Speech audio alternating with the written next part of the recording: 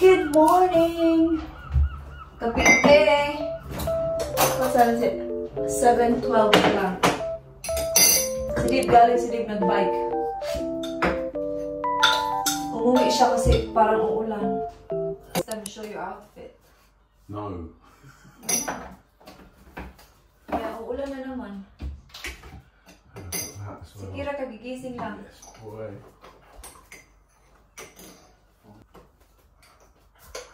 Ito yung breakfast ni Dave, oh. Overnight oats.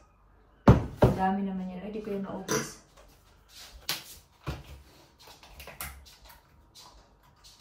Update sa mukha ni Kira. Medyo nag-dry na siya. Pero still marami. Pero at least nag-dry na ba? Kaya pakita ko siya sa inyo. Pakainin ko muna siya.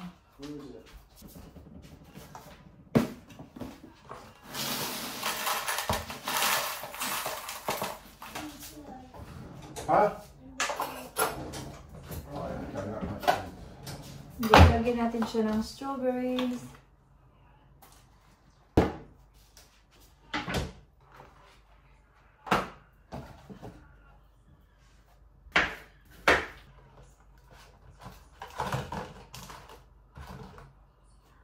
Then itong grapes.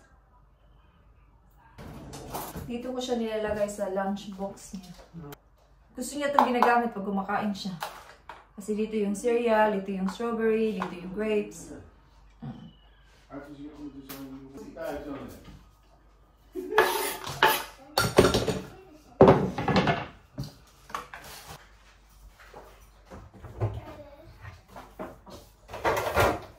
Right, listen. I'll put my cycling t-shirt on and you can show me in my cycling stuff. Alright? Hang on 2 seconds, bub. Kailangan kong i-on yung washing. Kunti lang naman yung washing ko. Yung may hugasan ako kagabi, hindi ko nahugasan. Kunti lang naman. Sinapagod na ako kagabi. Inaantok ako. Sige, magkape muna tayo, guys. Croissant!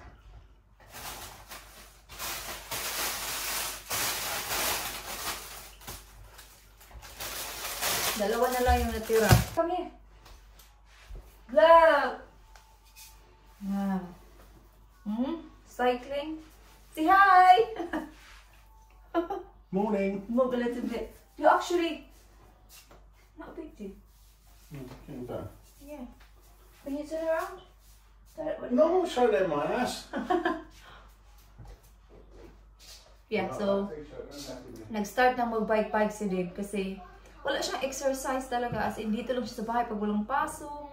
Or mag-walking lang siya. Iba kasi pag bike, di ba? Kasi you can go out for hours, you know. Yung daddy niya kasi nagbabike din. So, kung gusto niyang lumabas kasama yung dad niya, you know. Good thing na may ganun. Meron din siyang something to do ba? Anyway, kape muna tayo, guys. Fun in the morning. Yeah, we done it last night.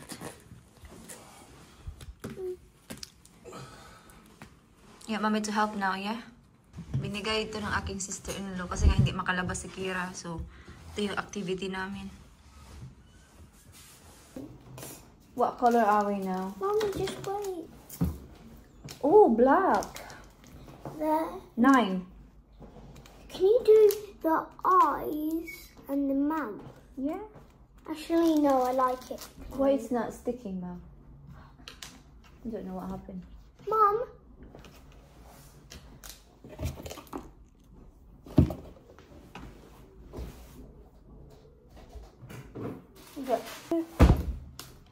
Alright, okay. Mom. Let me... What? I just shoved my knee. Me to look last night. I don't know what happened. But mine was right now. Look at mine. But mine was...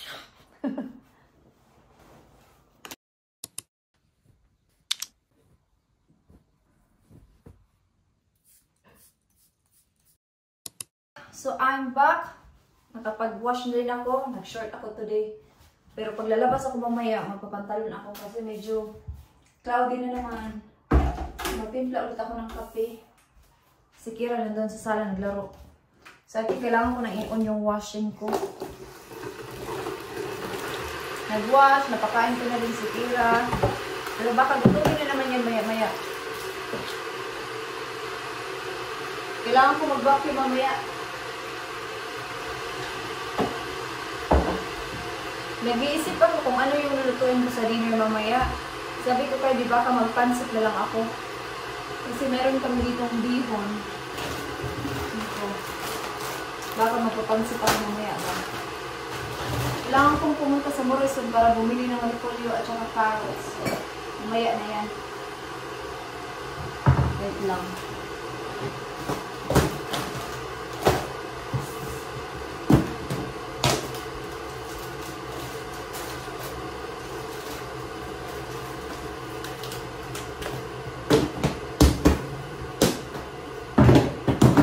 I-marinate ko yung chicken para mamaya. Kasi mag-wraps ako for lunch. Ito yung gagamitin ko. Salamin. So, nakat ko na siya. Nilagay ko na din yung powder. Since mamaya ko pa siya lutuin mga lunchtime, takpan lang muna natin siya. And then, ito din para sa aking pansit. Nilagyan ko siya ng toyo at saka oyster sauce para malasa na siya mamaya. Okay, yan na yan. For lunchtime. Gusto kong kumain ng yogurt na vanilla. Masarap to. First time ko na kukain kahapon. Normally, pag kumakain ako ng yogurt, strawberry siya. Pero first time ko nakakain ng sarap. So, kakain ako, lalagyan ko siya ng strawberries. Lagyan ko siya ng 2. Cut natin ng maliliit. Yan yung aking breakfast. I mean, kumain ako kayo na ng kusog pero hindi man yun healthy. Sarap.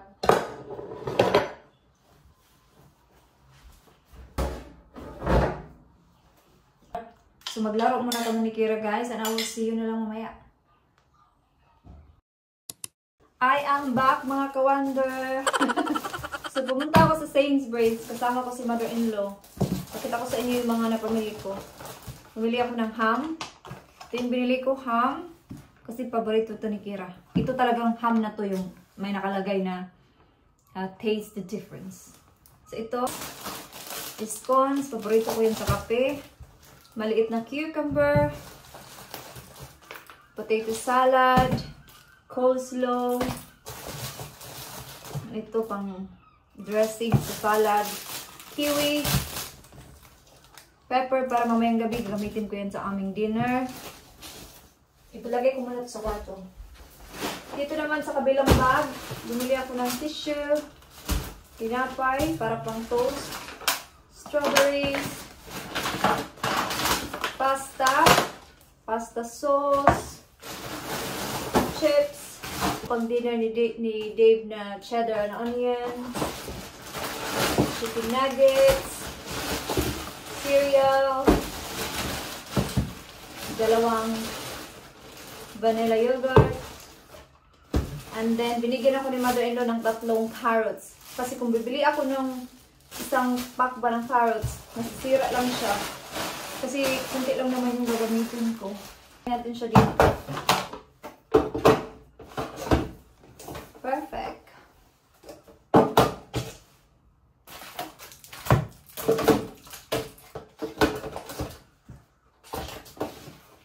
Perfect.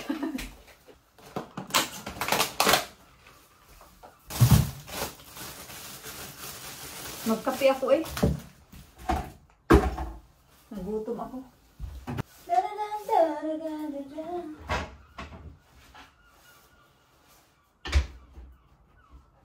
Lagay natin dito yung kiwi.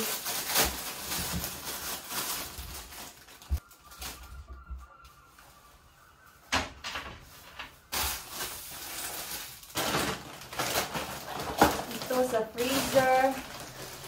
So, bumili din ako nito pang mancha sa mga damit ni Kira, especially ang tinapay pang toast. Okay, magkape na tayo. Para makapag-relax. Si Kira dun sa lula niya. Kasi kasama ko yung lula niya nag-grocery shopping. Kasi sabi niya, mamaya na din siya uuwi.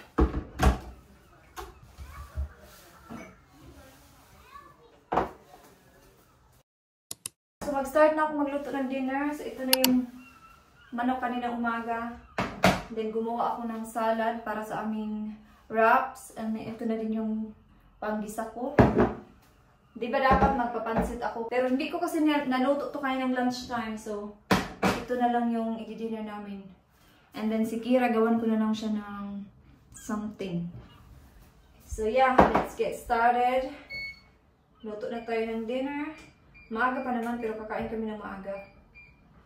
Ito tayo ng mantika. And then ito yung wraps. Initin lang natin ito sa microwave pag luto na yung manok. Tapos lagyan mo ng salad dyan, mayonnaise, tapos i-roll mo. Sarap. Food.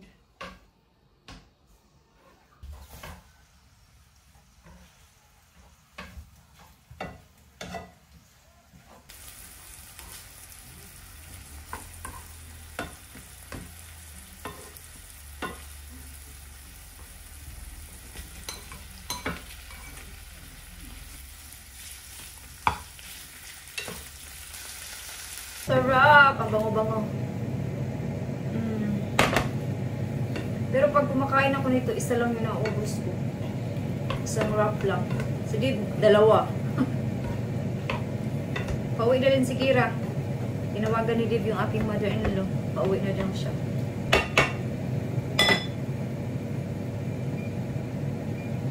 Chilling like a baby. Chilling.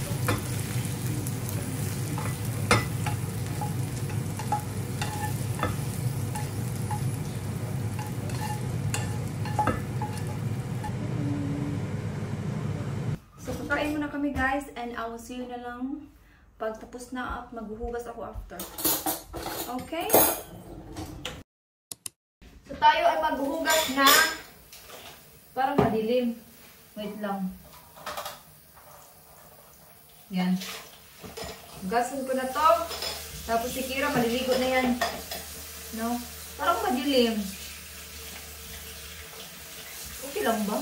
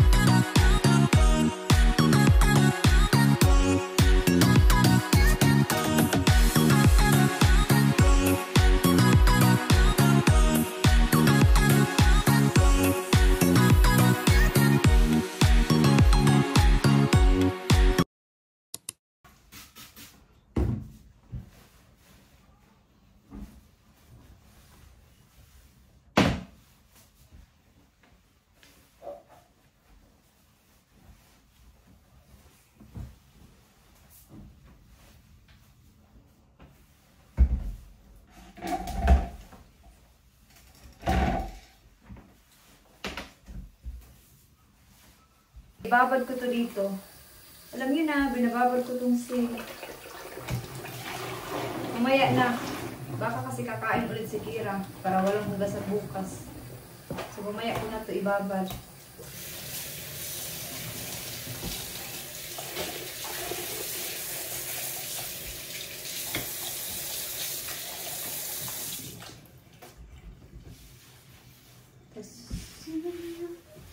Hindi pa ako nakapag-washing mamaya ng gabi. Kasi maliligo pa si Kira, maliligo pa si Dave. Para isang labahan lahat.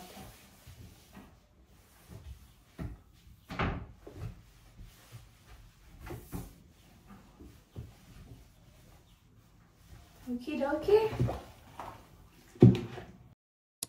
So, una natin yung washing. Si Kira nasa bathroom na, ligo na.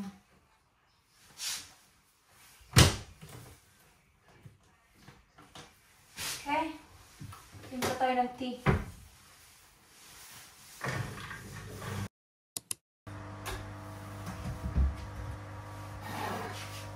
tea. Mag-tea tayo.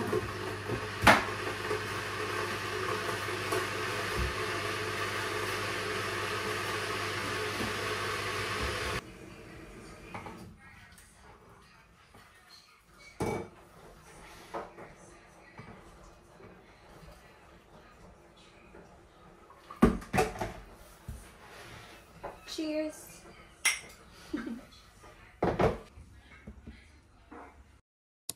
Time check, 9:04 na ng gabi. And katatapos ko lang mag-wash. And nag-washing pa rin ako. Nag-second load ako ng mga puti. Sayang kasi maaga pa. Sayang yung time para bukas wala nang labahan. So yung mag-skincare muna tayo, guys. So malinis na yung aking mukha.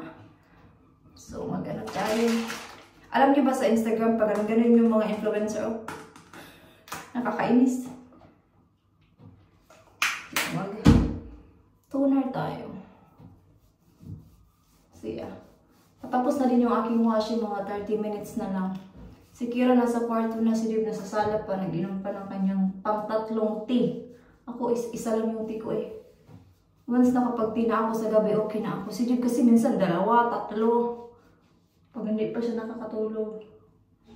Pang-chill lang kasi yung tipa sa gabi. Pag nagkape kasi ako sa gabi, hindi na ako makatulog. Yung vlog na to is dito lang talaga sa bahay. Wala kasi akong pasok. Next week, wala din akong pasok sa isa kong part-time. And doon sa aking card shop, sa weekend pa yung pasok ko. Na-request ko talaga yung weekend muna ako this week coming. Para long days kami ni Kira ba na kasama. Since wala nang pasok. Si Dave din is working from home. So might as well. And then may work din si Dave sa Saturday. Kaya sabi ko, sa Saturday, doon na siya talaga sa work niya. From Wednesday. Balik na siya sa work na talaga. Kaya na-request ko yung Saturday na mag-work. So by the way, yung mukha ni Kira medyo okay na siya. Dito sa arms niya, tapos sa legs niya. Mga ano na lang, parang mga red spots na lang. Pero nag-dry na siya ba? Unlike talaga nung Wednesday. Grabe. Ngayon okay na. Medyo okay na rin yung pakiramdam niya kasi patawa-tawa na. So yeah, yun lang naman yung ating skincare, no? Simple lang. So yeah. Then maglo-lotion tayo dun sa kwarto. Dito na ako mag-lotion. Ito din yung lotion ko sa katawan ko. Yan na din sa mukha. Yan na din yung lotion ni Kira. So yeah, i-end ko na dito yung vlog, guys. And thank you so much guys for watching this vlog. And I hope to see you guys on the next one. Good night!